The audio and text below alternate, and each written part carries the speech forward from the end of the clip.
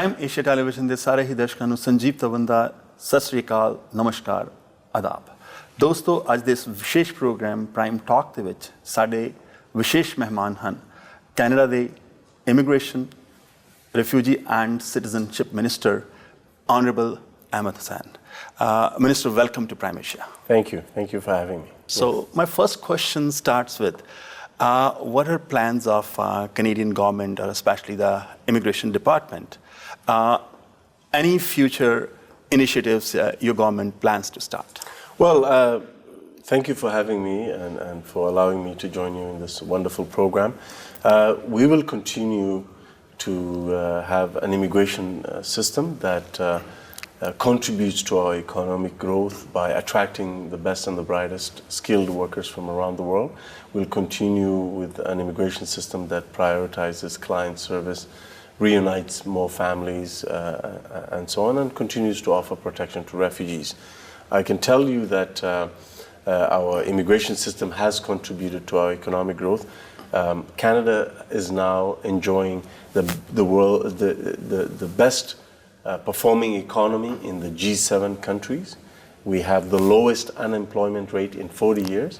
800,000 jobs have been created since we got into office. Investment follows talent, and talent comes in through immigration. So we're investing to make sure that our immigration system can bring the best and the brightest faster. We'll continue those policies into 2019. We've made a lot of progress to reunite more families, to bring more skilled labor to Canada, and to use immigration to grow our economy and to create prosperity for all of us.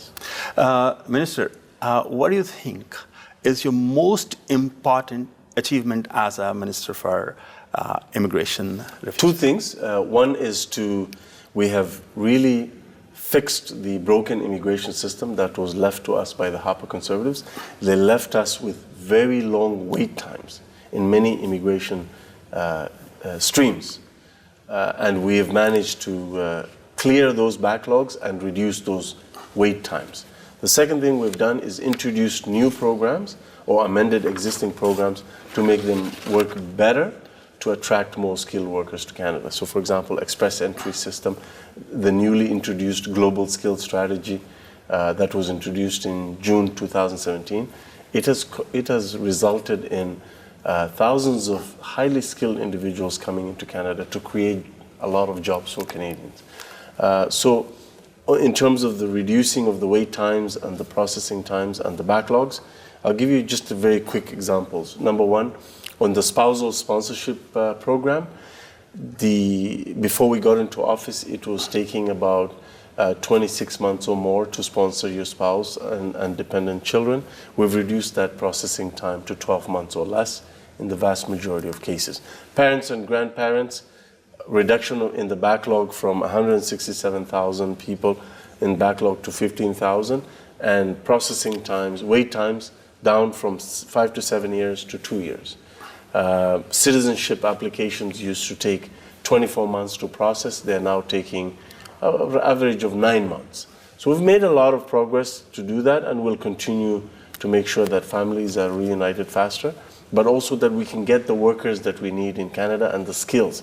Minister, you have talked about Harper government, and you've talked, our Prime Minister, Justin Trudeau, also talks about Harper government, and especially he compares the present Conservative leader, Andrew Scheer, with Harper.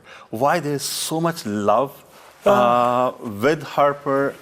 It's the policies. The policies are the same. It's, in fact, if you see what Andrew Scheer and the Conservatives are peddling, it's essentially a continuation, if not an accentuation, of what Harper government was about, which is about fear and division, dividing communities, being not ambitious in immigration. I'll give you an example. The Conservatives recently announced that they'll be talking to Canadians about immigration, that they'll consult Canadians. Oh, that's a good thing, but you know how long we've been doing that? Since 2015. Mm-hmm. I've crisscrossed the country 3 times. We've met, myself, the Prime Minister, and many of our members of Parliament and colleagues have met Canadians, thousands of Canadians, to talk about immigration. They're just getting started now, and some of the misinformation that they're sharing on immigration is very unfortunate. The other thing is we are the ones who removed the obstacles that Harper put in place on citizenship with Bill C6. So citizenship, Harper government created more barriers to citizenship for permanent residents, extending the residency requirement from 3 years out of the last 5 years to 4 years out of the last 6. We brought it back to 3 years out of the last 5, and they voted against that. When the bill came in front of the House, they opposed that. So they're opposing those kinds of measures. They're opposing measures to fund more integration programs and settlement programs. So it's the same playbook. They haven't changed at all. Minister, I have heard you many times boasting that a lot of students, they have come to Canada, and you really want students. But in the last couple of months, we have seen the reports that the students coming from other countries, sometimes they are, when they come here, and there's a specific example of Niagara College where they have tested, and we find that the students, they don't have proper English skills. So it seems to be a big fraud going on in different countries related to IELTS exams and all this stuff. So how you will be dealing with this matter, because when the students come here and then they are not capable of studying because they got their test somehow in a fraudulent way. So what's the solution you're looking at? Look, let's be clear. We value the contributions of international students. They bring in $15 billion a year into our economy. The vast majority of international students make a contribution to our classrooms. Some of them go back to their home countries. Others stay and contribute to our economy by filling unfilled jobs. Some of them start businesses. I would say that overall our international student program is very successful. We welcome them because they are eager people. They have gone to our institutions to study, and they make excellent citizens in the future because they speak English or French or both. There are mechanisms in our system to detect immigration fraud. I wouldn't take one example and apply it to the rest of the program, but I would say to you that the system, we train our immigration officials to detect fraud and combat fraud. If there is people who are preying on international students and misleading them on what programs to take, we always monitor those situations, and we will take the appropriate action to make sure that international students are not victimized. One of the ways we're doing that, to make sure that not just international students, but everyone else is not exploited by people, is to really make the necessary reforms to the immigration consultants profession. As you know, the Citizenship and Immigration Committee of Parliament issued a report. They did a study on immigration consultants, and they issued a report. And the report calls for there's some recommendations made there to tighten the regulation of immigration consultants and protect the public more. We are studying the report. We've already made some changes, for example, we've made client service a priority, making the forms easier to understand, making the website easier to use. Those kinds of things help people. And we tell people you don't have to use a lawyer, you don't have to use an immigration consultant. You can fill the application by yourself. But we're studying that report. Many previous governments tried to introduce reforms to the immigration consultants. They failed. We want to get it right. We want to do it properly. And so you will be hearing about those recommendations and our response to the report very soon. The national security report, where it mentions about Sikh Khalistani extremists, wasn't it better that at that point of time when the report was out, someone should have worked it out, consulted the MPs, and even we have Sikh ministers in Trudeau government. So using the word Sikh probably is really affecting people in a negative way. The security agencies are independent. They monitor our national security landscape.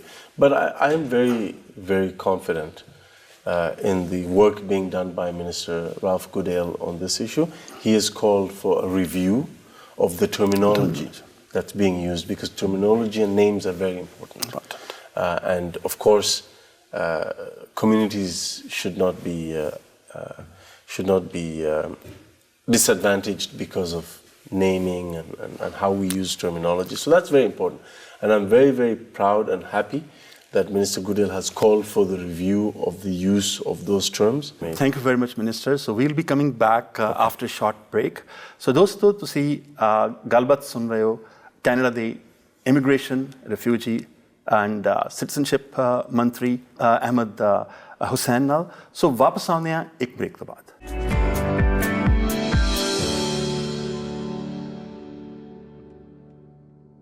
Welcome back to Prime Talk. Minister, thank you very much for sharing your opinions about variety of topics.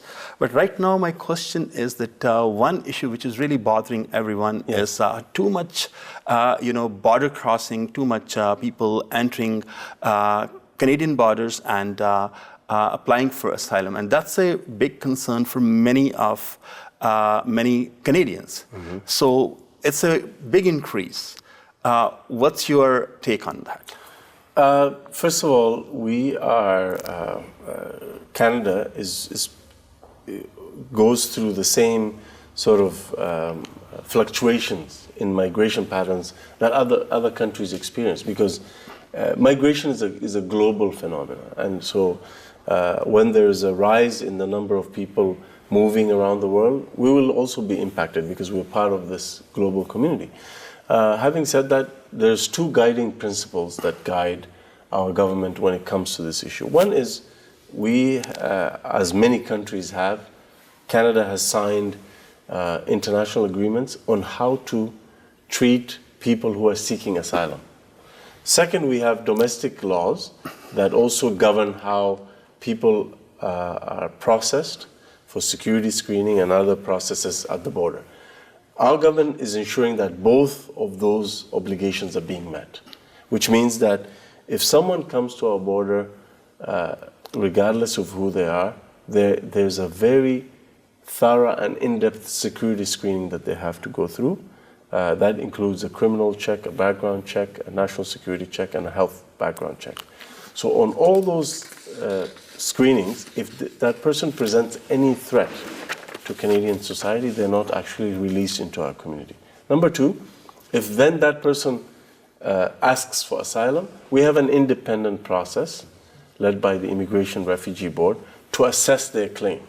Also, Canada is increasing its annual immigration admissions to almost 350,000 by 2021, and Michelle Ramphel, the Shadow Minister for Immigration, Refugees and Citizenship for Conservative Party, says that Trudeau government has no credibility on immigration. Well, I would disagree with that strongly. As I mentioned earlier, we started consulting Canadians even before we got elected on immigration, and we've continued to talk to Canadians and gotten their feedback on the number of immigrants that we should land in Canada every single year. So even since we got into office until now, we continue to talk to Canadians. I've traveled the country, crisscrossed the country 3 times, met with thousands of Canadians, stakeholders, town halls, everything. And that is the feedback that we use to form our immigration policy. You know, when the Conservative Party and my colleagues started talking to Canadians about immigration? Last fall. So for the last 3 years, they didn't even talk to Canadians about immigration. So I would suggest that we have the credibility because we've been talking to Canadians and listening to them on what exactly we should be doing on the immigration file. Second, I would put our record in terms of immigration processing and client service and backlogs reduction and wait times reduction and improving our immigration system overall. I would put that record against the Harper Conservative record any day. Our record speaks for itself. We inherited a broken immigration system from the Harper Conservatives, and we have fixed that. We have done, the government of Prime Minister Justin Trudeau and the leadership of Prime Minister Justin Trudeau and his team and our team has resulted in us doing more in immigration in the last 3 years than they were able to do in the last 10 years.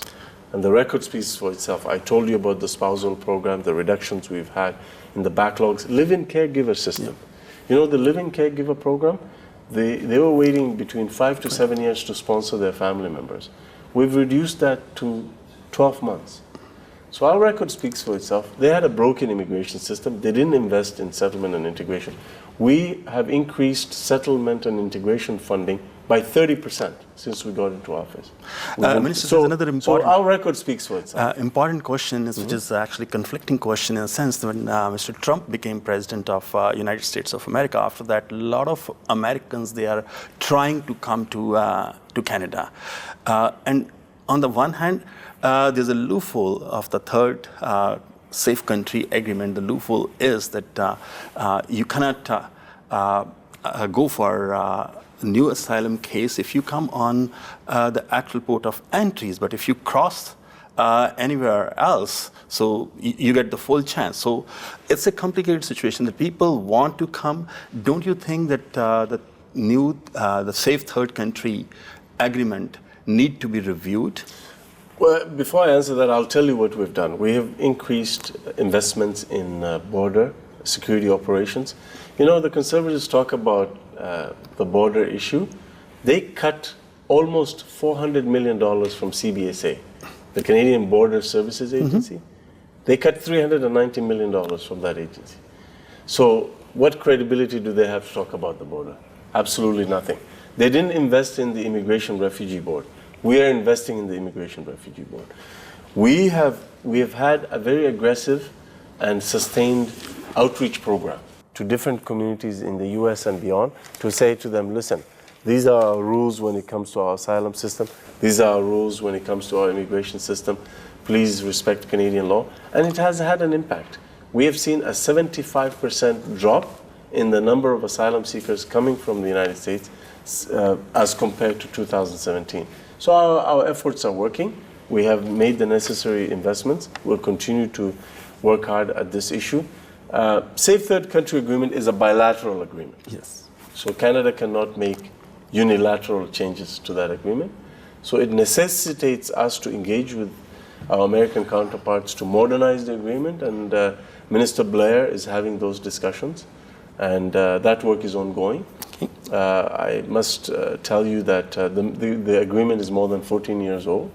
So we're doing our part to make sure that this bilateral agreement is modernized in a bilateral way. I have another question related to the citizenship guide, and that especially the issue of removing, the female genital mutilation issue. That was a big concern raised in Canadian media. So what you have to say about that? Well, nobody removed anything from the guide, because the citizenship guide is the citizenship guide that was in place before we got into office is still in place. We haven't changed it. Yes, there's consultations towards putting together a new guide that is more inclusive and diverse and includes more of the real Canadian history. We feel that the old guide, the existing guide, does not accurately reflect all of Canadian society. But I've said it publicly that the new guide will continue to warn newcomers about the fact that female genital mutilation is a criminal offense.